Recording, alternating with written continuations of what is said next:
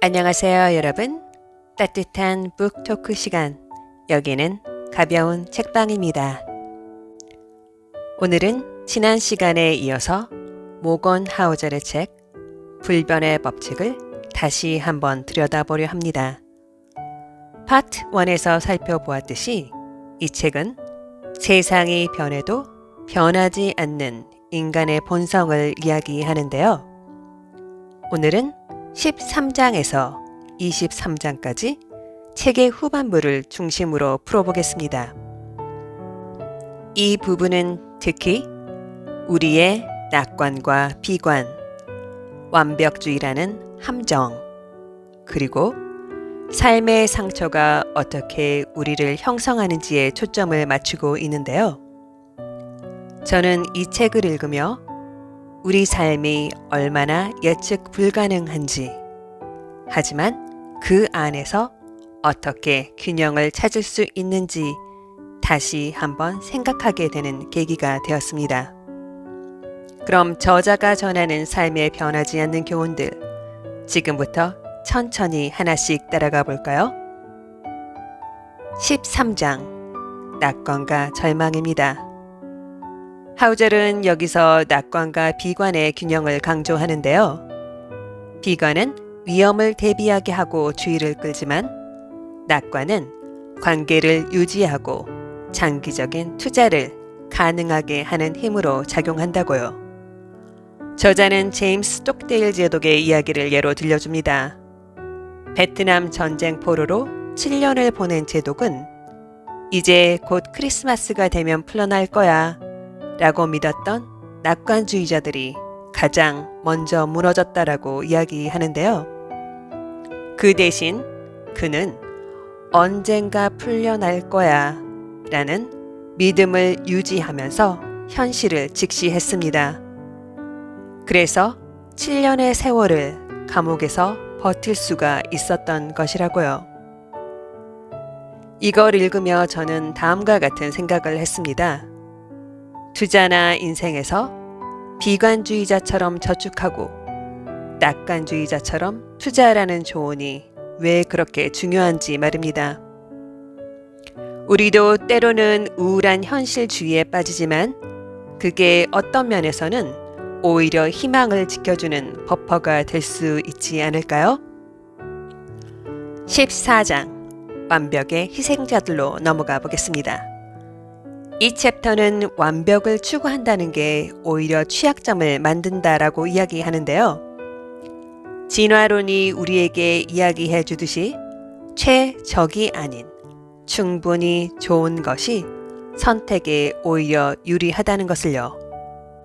저자는 코로나 팬데믹 시기 때 과도하게 최적화된 시스템이 무너졌었던 것을 예로 들며 비효율적으로 보일 수도 있는 여유가 모든 것의 안전망이 된다라고 이야기합니다.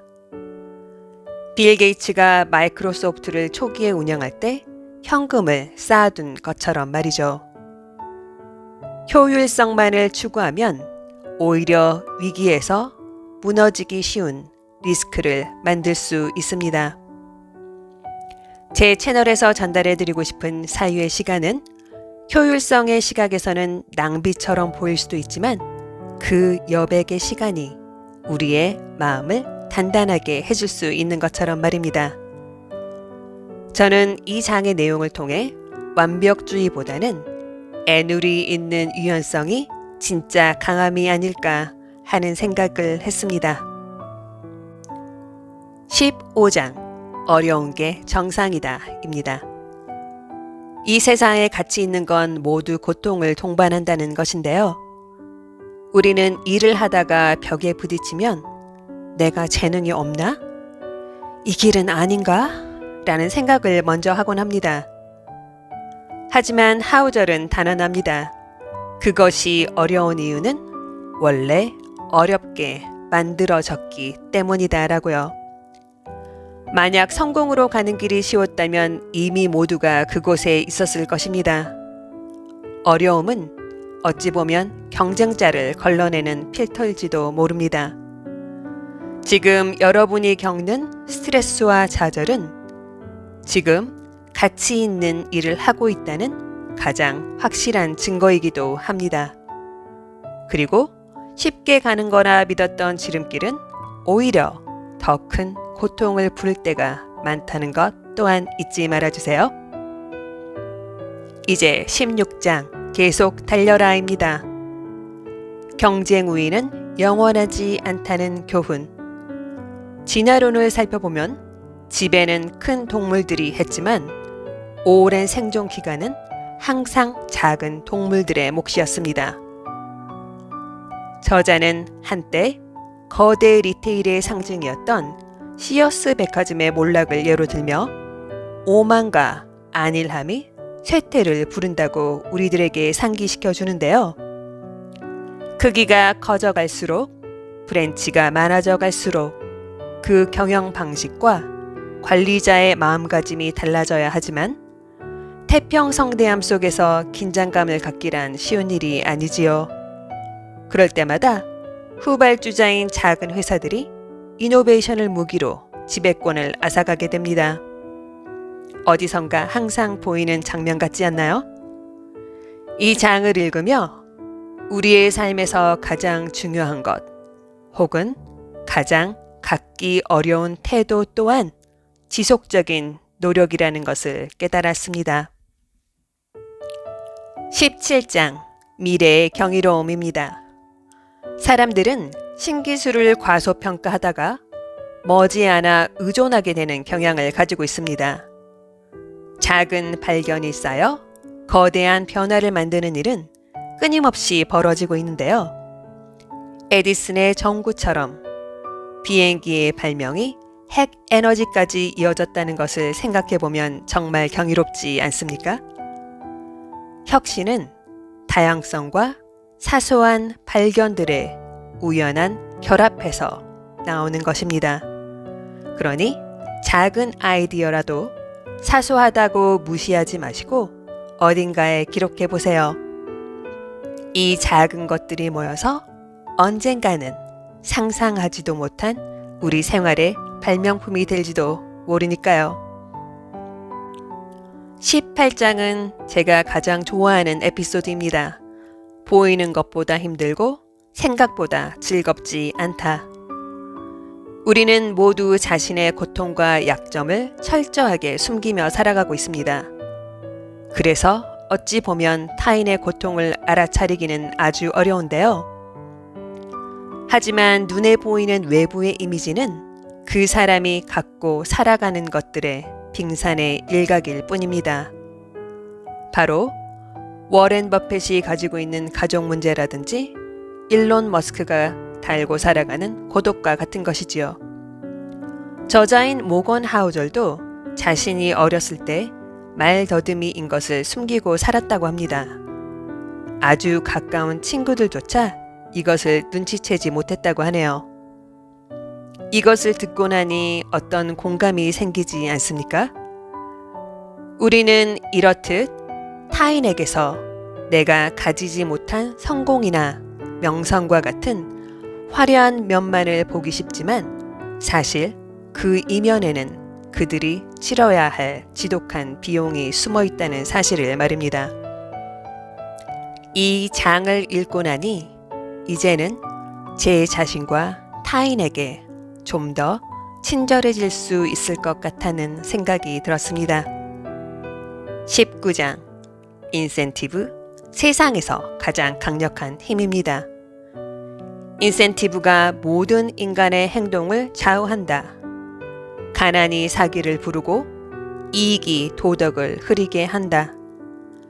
찰리 먼거는 인센티브의 힘을 과소평가하지 말라고 입버릇처럼 말했는데요.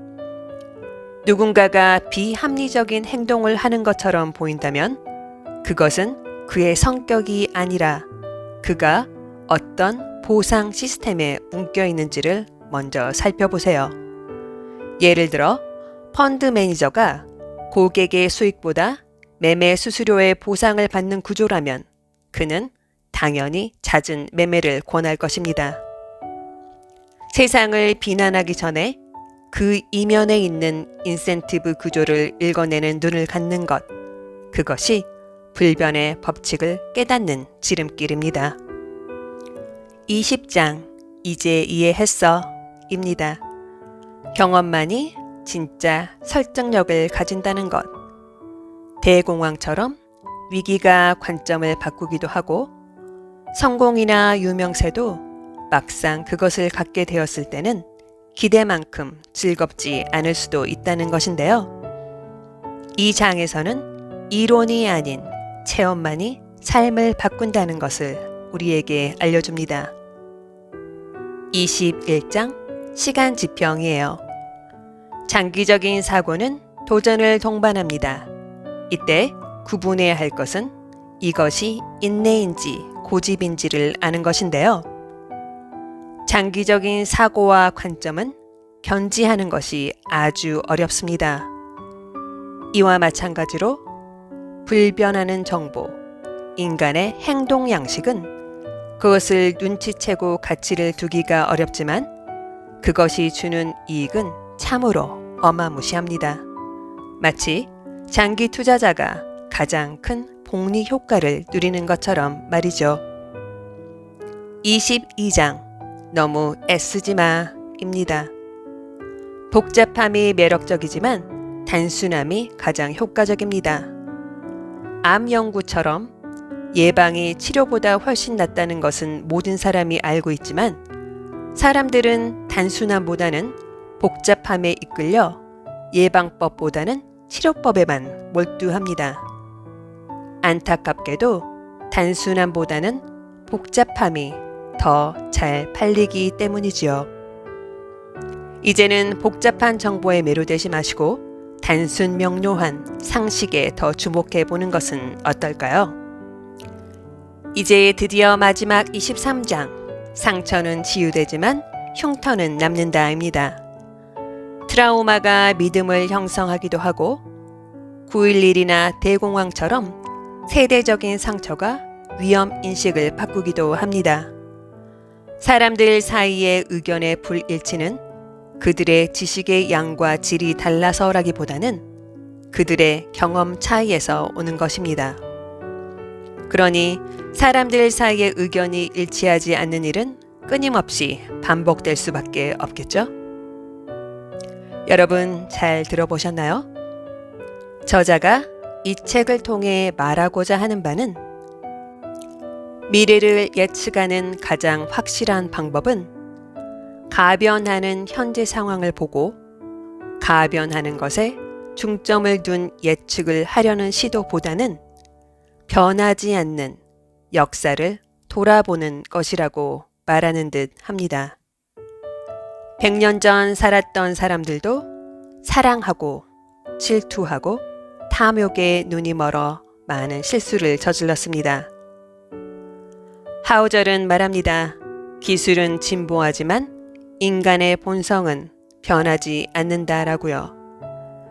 우리가 파트 1과 2에서 다룬 이 법칙들을 이해한다면 우리는 10년 뒤에도 20년 뒤에도 여전히 유효한 전략을 가질 수 있을 것 같습니다. 그러니 불안해하지 마세요. 세상은 변해도 게임의 룰은 변하지 않으니까요. 오늘은 모건 하우절의 책 불변의 법칙 후반부의 교훈들을 함께 살펴보았습니다. 오늘의 북토크가 여러분의 삶에 작은 여백이 되었기를 바라며 저는 더욱더 흥미로운 이야기로 돌아오겠습니다. 여러분 감사합니다.